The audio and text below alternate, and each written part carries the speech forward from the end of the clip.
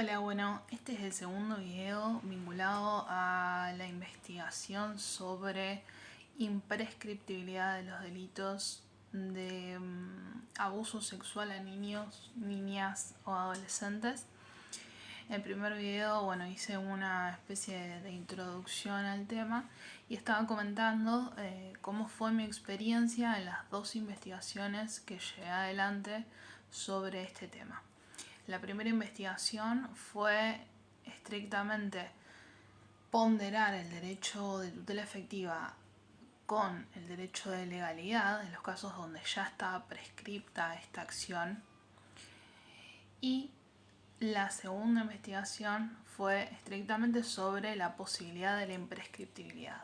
Esto en el marco en que, bueno, por varios años comenzó a discutirse el tema de la imprescriptibilidad en varios ámbitos, tanto dentro de lo que es lo jurisdiccional, el Poder Judicial, como hubo proyectos de ley que también analicé dentro de la investigación y bueno, en doctrina y obviamente en la sociedad, ya que es un tema que se ha comenzado a hablar más en varios términos que se relacionan con la cuestión de la prescripción de la acción, justamente porque se entiende que es un delito que tiene determinadas cuestiones que lo hacen más complejo. Entre ellas, algo que es más salido del contexto del derecho tiene que ver con la cuestión de la psiquis. Que muchas personas o se olvidan de que sufren estos avasallamientos o no pueden denunciarlo hasta cierto momento. Eso por un lado. Por otro, lo que tiene que ver estrictamente con el derecho, que es que, bueno, quitarle la voz a los niños o a las niñas porque se encuentran muchas veces desprotegidos, ya que a veces son atacados justamente por personas que son sus propios cuidadores o se encuentran en un ámbito de temor reverencial hacia las autoridades que en principio justamente pueden llegar a ser estos mismos cuidadores y después, bueno, cualquier persona del ámbito estatal. En ese sentido, un aporte muy bueno que tuve en la investigación, en la segunda, en esta de la imprescriptibilidad, fue una entrevista que le hice a Bettina Calvi a raíz de su tesis, que ella con mucha claridad y asertividad jurídica plantea una analogía a los crímenes de terrorismo por cómo se encuentran los niños desprotegidos en estas situaciones en relación a la autoridad. Y por supuesto por los daños que generan estos abusos. Lo que yo estaba comentando al terminar el primer video, que quedó inconcluso, fue mis expectativas a la hora de investigar. Uno tiene que atenerse a determinados métodos como investigador y yo, bueno, en un primer lugar tuve que investigar también un poco más sobre metodología de la investigación, ya que en el ámbito jurídico no es como en las ciencias duras algo tan sencillo de investigar y de ser objetivo. Justamente para mí era bastante contradictorio este ámbito porque está muy teñido de lo que es justamente la subjetividad. Es muy difícil hacer determinadas comprobaciones que vayan más allá del lenguaje. Entonces encontré un autor mexicano dentro de un contexto de la UNAM, de la Universidad Nacional de México, en la que escribe sobre el método sistémico. Así que tomé este método para poder analizar todo el sistema jurídico.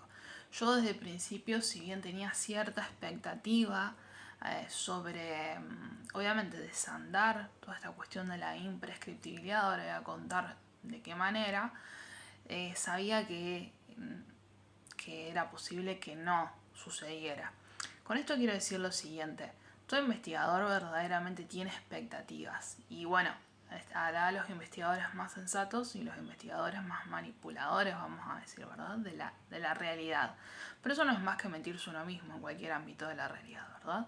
Un investigador serio, real, efectivamente, se va a tener a la objetividad y a los métodos más allá de sus deseos y expectativas y creencias. Más allá de una expectativa del valor justicia en general, efectivamente también yo como operador jurídico una expectativa que tengo es que el sistema jurídico funcione de modo que haya seguridad jurídica para todos. Y en ese sentido, justamente declarar la imprescriptibilidad en estos casos, como no cumple determinados requisitos, no genera una verdadera seguridad jurídica. Entonces, ¿de qué manera yo abordé este objeto de estudio? Lo hice de la siguiente forma.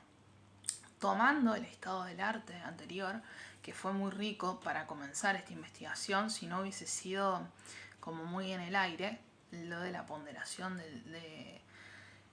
el principio de legalidad y tutela judicial efectiva, pasé a investigar, por un lado, los requisitos de la imprescriptibilidad, que están vinculados directamente al derecho internacional público, de los derechos humanos, exclusivamente, vamos a decir, a los crímenes de lesa humanidad. Y, por otro lado, el instituto de la prescripción, más analizar determinados casos, es decir, sentencias judiciales, que ya mencionaba una muy importante, que es la del caso Vilarrás, y el proyecto de ley Derecho al Tiempo, que es muy interesante. Y bueno, de esa manera fui desglosando. Saqué un tema muy interesante que si me alcanza el tiempo lo voy a comentar en relación a una cuestión lingüística que para mí es muy importante y que era un objetivo de la investigación, ¿verdad? Analizar las cuestiones conceptuales de cómo está construido nominativamente el sistema jurídico.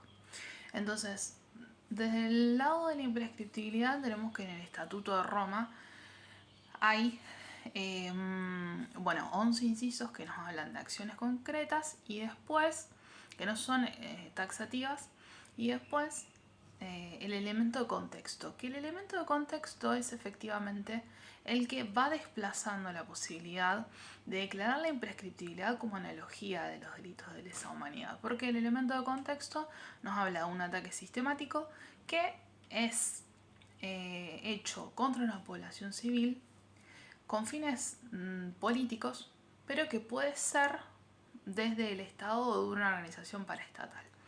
Hay una pequeña discusión en doctrina ahí que ahora no voy a entrar, pero efectivamente esto es lo que termina desplazando de alguna manera la posibilidad de declarar imprescriptibles estos delitos. No obstante, yo hice una serie de análisis vinculados a respecto al elemento político, que es el que acabo de comentar, y de contexto, en relación a lo que el Estado debe prevenir con acciones u omisiones para erradicar estos delitos. Eso basado tanto en política criminal como efectivamente en tratados internacionales que son importantísimos en este tema, como la Convención del Niño y otros tratados, pero específicamente ese, que llama a erradicar la violencia, los abusos, a proteger en todas las decisiones del Estado, en todas, etc. Y también es una parte de la política criminal.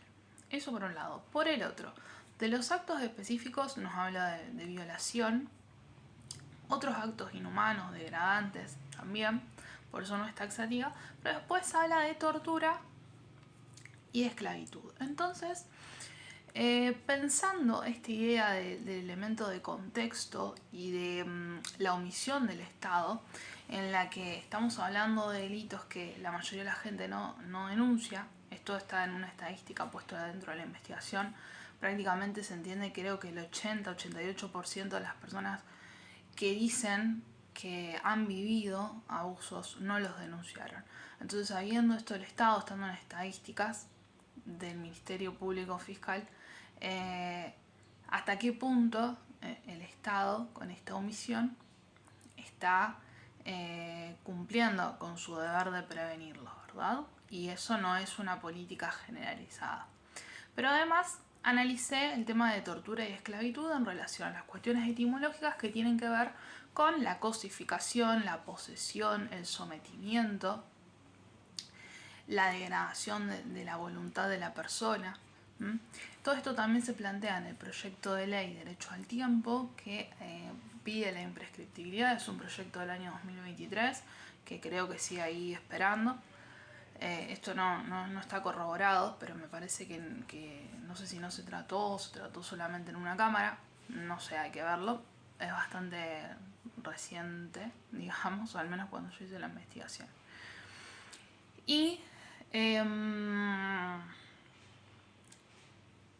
la cuestión etimológica lo trata también este proyecto, como decía. Bueno, eso respecto de la imprescriptibilidad hasta el momento. Respecto de la prescripción, bueno, el análisis es más, es efectivamente a nivel nacional, dentro del ordenamiento jurídico nacional. ¿Qué es la prescripción? ¿Cuál es su naturaleza jurídica? Porque se discute justamente si es una cuestión de fondo o de forma. Se habla que es una cuestión que es de fondo, pero que en realidad se desplaza hacia la forma. En fin, lo que nos dice la prescripción es que lo más importante que tiene que ver con una cuestión temporal, por diferentes fundamentos, sea para descomprimir al Estado, porque se entiende que cierto tiempo pasado, desde la comisión de un delito ya no es lógico la persecución, lo que sea todo esto. El tema en relación a esto, que se sigue contrastando, tiene que ver con la imposibilidad que muchas veces estas personas, cuando sufrieron estos delitos, no tenían justamente voz, no pudieron expresarlo por su condición de niños o niñas en ese momento, y más adelante, por lo que sea, no se hizo. Y acá surge toda la discusión. Entonces, en el caso de Ilarraz, como comentaba, es un caso muy interesante, porque bueno, de por sí ya viene a esclarecer un hecho que ha comprometido mucho a la Iglesia Católica Apostólica Romana, porque esto, ha pasado reiteradas veces dentro de la Iglesia, y es muy interesante el caso porque, como comentaba, se declara imprescriptible dentro de los tribunales de Entre Ríos. Todos los tribunales que lo toman lo declaran imprescriptible. Lo que dicen, ya lo comenté en el video anterior, pero ponen muchísimo énfasis en la importancia del derecho a la verdad, a que el Estado no puede, como dice el Tratado de Viena, alegar derecho interno para violar derechos internacionales, hablando de los derechos de los niños. No puede limitar este derecho a investigar, a esclarecer los hechos, más teniendo en cuenta que estamos hablando de un caso que consideran similar a delitos de lesa humanidad por lo graves que son, y de esta manera, mediante la prescripción, limitar esa tutela judicial efectiva. Bueno, entonces, ¿qué dice la Corte Suprema de Justicia en esta sentencia de julio del 2025?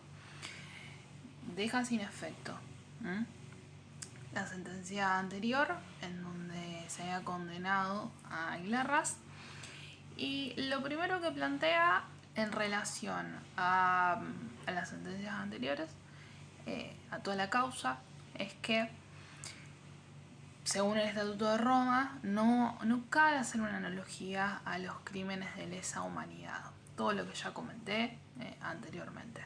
No lo especifica porque, obviamente, se remite directamente a ese tratado. Es algo que es obvio para la teoría jurídica. No cumple con eso. Además dice que ni siquiera declararon la inconstitucionalidad. Algo que el Procurador General en varias causas de la Nación, en varias causas, ha solicitado en relación a los casos que sucedieron y que se denuncian luego del año 1994 y del 2011 sucesivamente,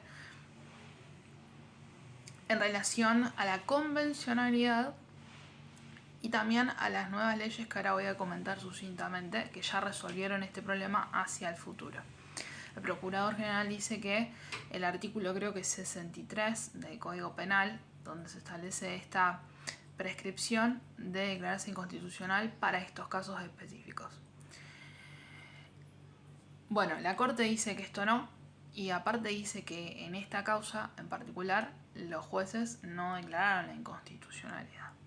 Sucesivamente, lo que se encarga de repetir es que una cosa es el derecho a tutela judicial efectiva y otra cosa es la importancia de un debido proceso y el principio de legalidad. Que la causa está prescripta y que resalta también que sí, que los hechos son aberrantes, pero que jurídicamente no se asemejan a estos delitos específicos del Estatuto de Roma, que son imprescriptibles porque tienen ciertas particularidades que acá no se cumplen, y que no toda violación de los derechos humanos son de lesa humanidad. Después entra en una discusión que se había planteado específicamente dentro de lo que es el derecho, se llamaría canónico, dentro de la Iglesia, porque hubo un procedimiento anterior que por normas internas se llamó el silencio, entonces es como que se mezcla el derecho interno de la Iglesia con el derecho, con la jurisdicción, digamos, del Estado, pero que en verdad la Corte dice que no tiene nada que ver y que estas personas ya eran adultas. En lo personal, a mí, si bien la Corte es clara en cuanto a la teoría jurídica, le falta un poquito más sobre la cuestión de lo psicológico de estos delitos, que es algo que yo planteo bastante en la investigación. No obstante, dice que son estos delitos aberrantes. Bueno, al final esto es la misma, digamos, esta investigación que yo había terminado unos meses antes de este fallo, es la misma definición a la que yo llegué. Finalmente les quiero comentar muy rápido estas dos leyes de 2011 y 2015, que lo que hace la primera ley, a ver si encuentro los números, la del 2011, es suspender el plazo de la prescripción hasta la mayoría de edad de la persona. Y la que del 2015 lo que hace es suspender la prescripción hasta la denuncia. Por lo tanto, a partir de ese año, todos los casos no van a tener ningún problema las personas en denunciarlos. Bueno, hasta acá llegamos. Bye bye.